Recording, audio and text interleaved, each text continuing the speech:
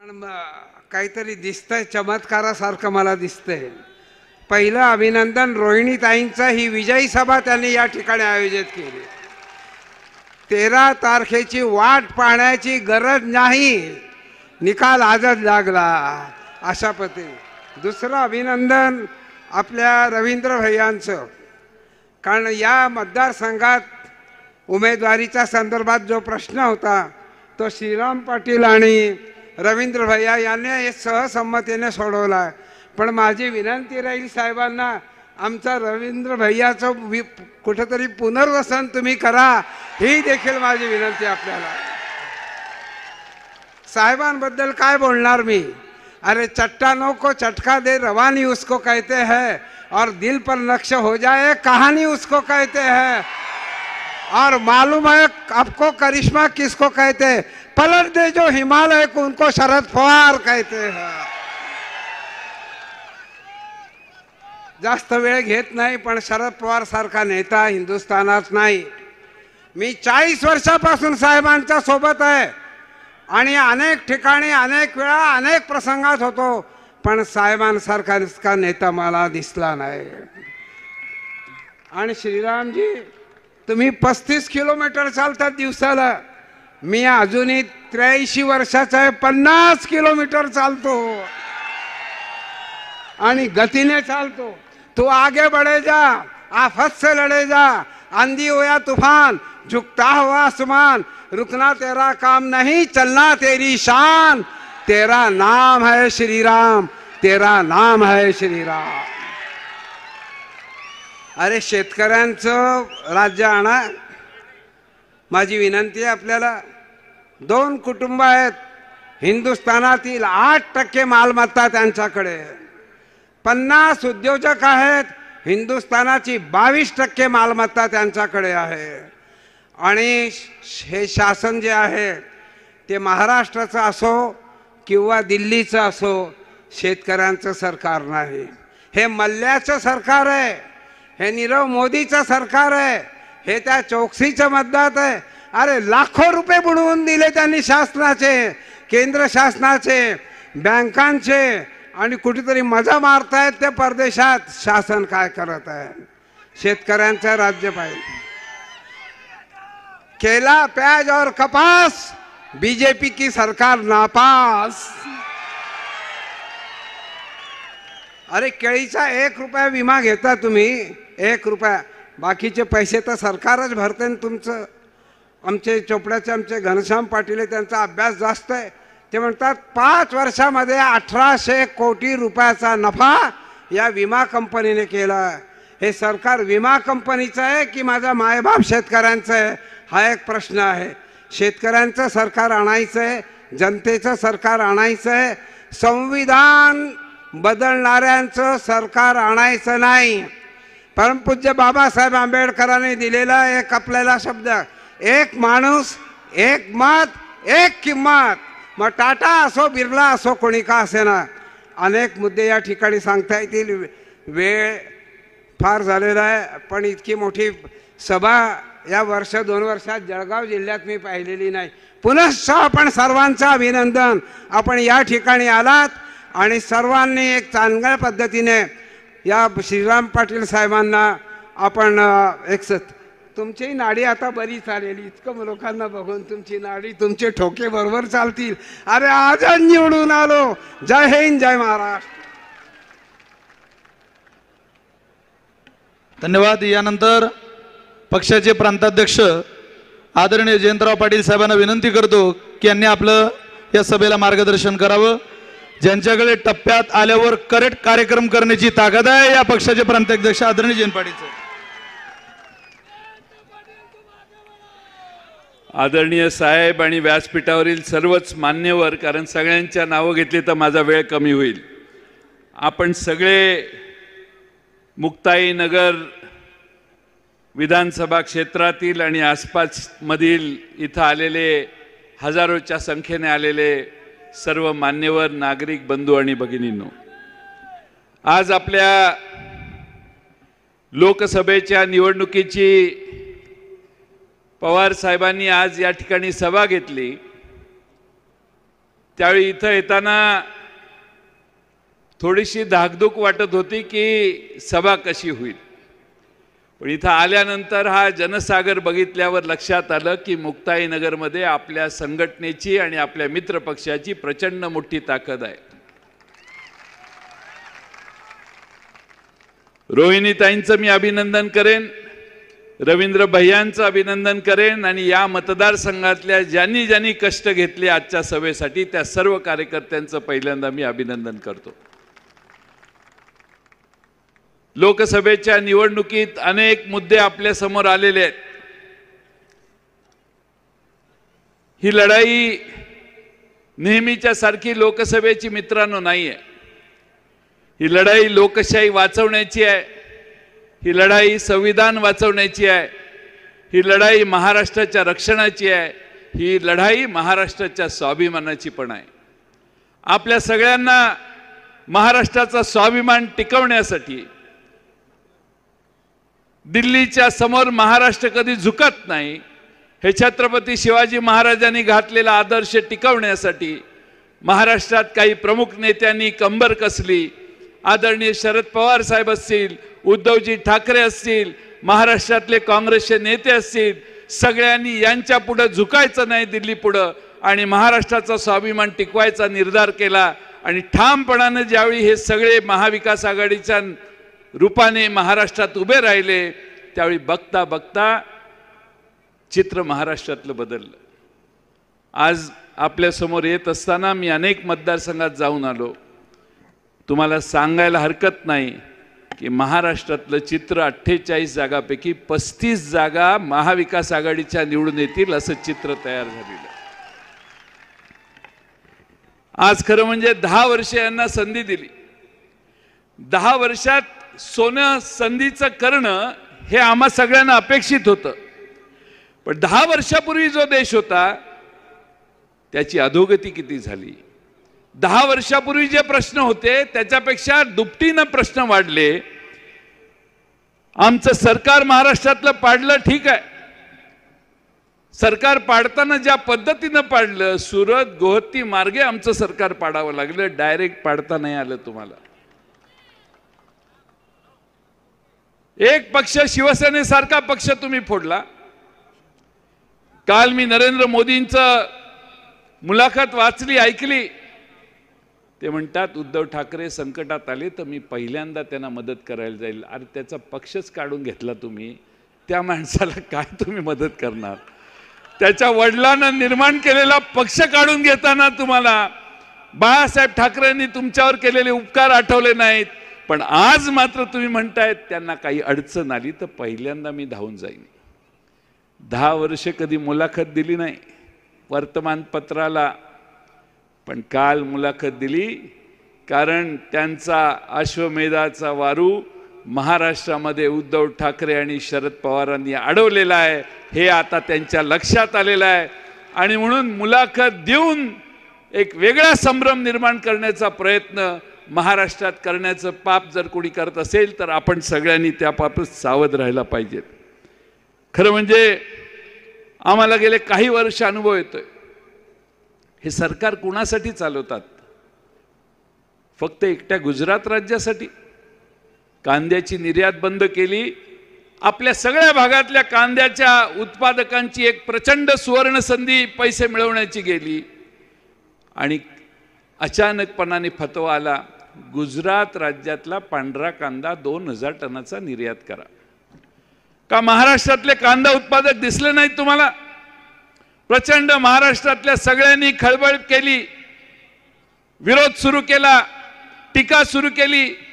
त्यावेळी मागच्या 7-8 दिवसातल्या सगळ्या ऑर्डरी एकत्रित केल्या आणि ट्विट महाराष्ट्राच्या एका नेत्यांनी केलं की हे 90,000 टनापर्यंत आम्ही कांदा निर्यातीला परवानगी दिली. 25 लाख टनापर्यंत कांदा निर्यातीच्या संदर्भात कांदा उत्पादकांच्या अपेक्षा असतील तर तुमच्या 90,000 टन निवडणूक चालू असताना आचारसंहिता कोड ऑफ कंडक्ट काही आहे की नाही. कोड ऑफ कंडक्ट असताना तुम्ही धोरणं बदलता. कोड ऑफ कंडक्ट असताना तुमच्या एकट्या गुजरात राज्याला तुम्ही गोंजारता. महाराष्ट्र या अशा संदर्भात महाराष्ट्र गुजरातच्यासाठी धन करणाऱ्या दिल्लीच्या सरकारला हिसका दाखवल्याशिवाय राहणार नाही आणि त्यासाठी उद्याच्या निवडणुकात आपल्या सगळ्यांच्याकडून विशेष अपेक्षा आम्ही सगळे करतोय। निवडणुका लागल्या की सगळे आमच्या महाराष्ट्रात येतात, गुजरातचे नेते येतात, दिल्लीचे नेते येतात, काही हरकत नाही। पण जेव्हा आम्हाला पैसे पाहिजे असतात, हक्काचा पैसा पाहिजे असतो, त्यावेळी मात्र यांच्याकडून महाराष्ट्रासाठी निधी येत नाही। मला आठवतं की कोरोनाचा काळ होता, महाराष्ट्रासाठी जुजाभाव करण्यात आला, महाराष्ट्रात माणसांचे मृत्यू होत होते, कोरोनाची लस मिळणार मग महाराष्ट्राला कमी मिळणार, महाराष्ट्राला शॉर्ट येत आहे, अनेक प्रचंड प्रयत्न केले तरी कोरोनाची लस येत नव्हती। आता काय म्हणतात तर कोरोनाची लस दिली म्हणून एकदा त्यांना तुम्ही मत द्या। मी एका ठिकाणी सांगितलं, मग पोलिओची लस काँग्रेसच्या काळात निघाली, तुम्ही सगळ्यांनी काँग्रेसलाच मतं द्यायला पाहिजेत। लस कोणी काढली, कुणाच्या काळात दिली, त्यावरून जर मतं मागायला लागली तर परिस्थिती काय आली आहे भारतीय जनता पक्षाची हे तुम्ही सगळ्यांनी लक्षात घ्या। 10 वर्षात रोजगार केला नाही, कॉन्ट्रॅक्ट पद्धत भारत देशभर यांनी सुरू केली। अग्निवीर नावाची योजना ही कॉन्ट्रॅक्टचीच आहे। आमच्याकडचे जवान शेतात सैन्यात भरती होतात, त्यांचे संकट झेलतात, त्या सैनिकांना भरती होऊन कायमची नोकरी करण्याच्या ऐवजी आता कॉन्ट्रॅक्ट माध्यमातून अग्निवीर नावाची योजना सुरू केली।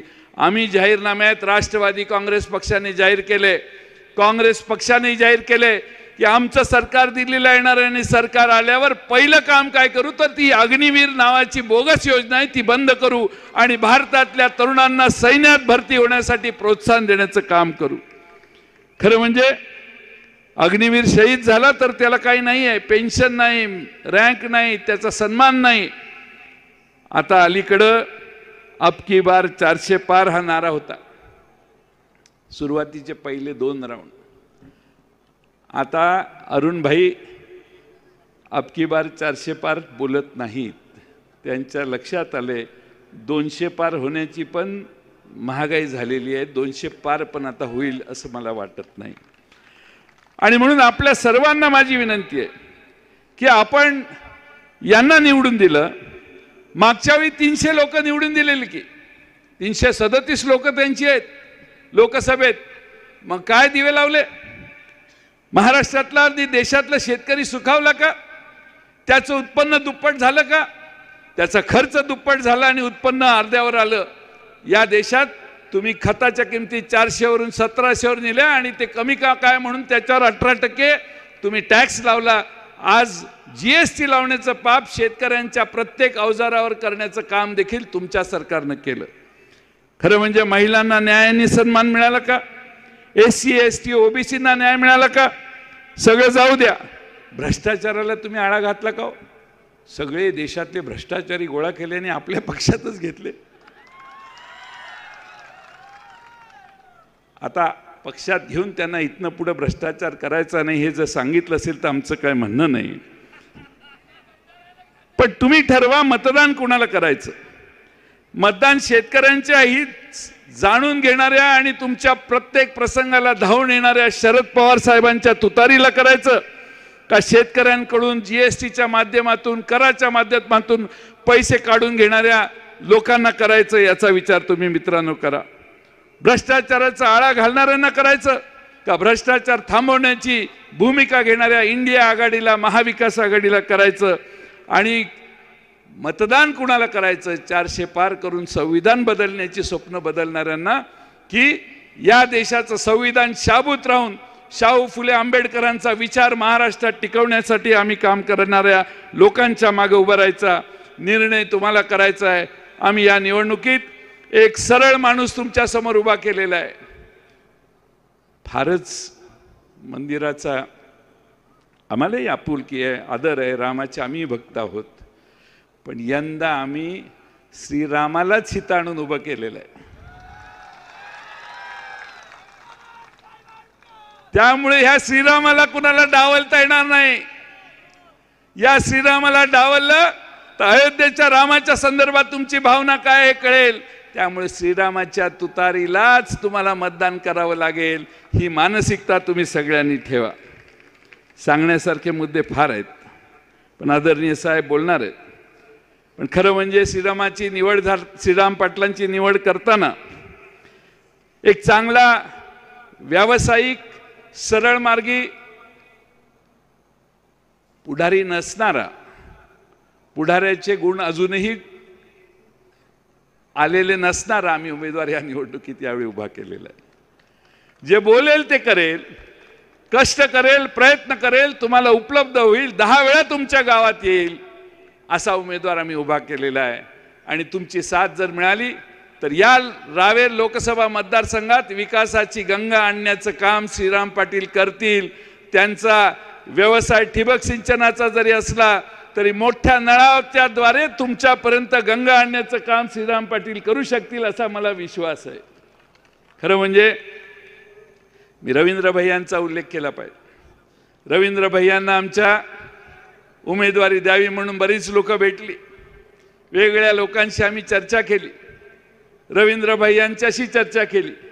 रवींद्र भैयांच्यासारखं नेतृत्व पारदर्शी, प्रामाणिक, निष्ठावंत मिळणं सोपं नाही आहे. रवींद्र भैयांचा निष्ठा पवार साहेबांच्यावर कितीही मी जवळून पाहिलेला आहे. आणि म्हणून तुम्ही रवींद्र भैया चिंता करू नका. पवार साहेबांनी आणि आम्ही ठरवलेलं आहे, उद्याचं राज्य रवींद्र भैया आपलंच येणार आहे. महाराष्ट्रातलं चित्र बदललं तर आपलं राज्य येणार आहे. त्यावेळी रवींद्र भैया महाराष्ट्राच्या विधान परिषदेत ठेवण्याचं काम आम्ही सगळे करू. तुम्ही काही चिंता करण्याचं काम नाही. खरं म्हणजे रवींद्र भैया हे प्रामाणिक आहेत आणि पवार साहेबांचा आदेश कधी डावलत नाही. अन्याय झाला तरी मान्य करतात आणि जे पार्टीचं ठरले ते पार्टीचं काम करतात. आत्ताच आम्ही मुक्ताई देवीच्या मंदिरात जाऊन आलो. प्रल्हाद भाऊंनी त्यांच्या काळात तयार केलेलं मंदिर, प्रल्हाद भाऊंची परंपरा, प्रल्हाद भाऊंचं या भागातलं काम आपल्या सगळ्यांना माहिती आहे. त्यांचीच परंपरा चालवण्याचं काम रवींद्र भैया करतायत.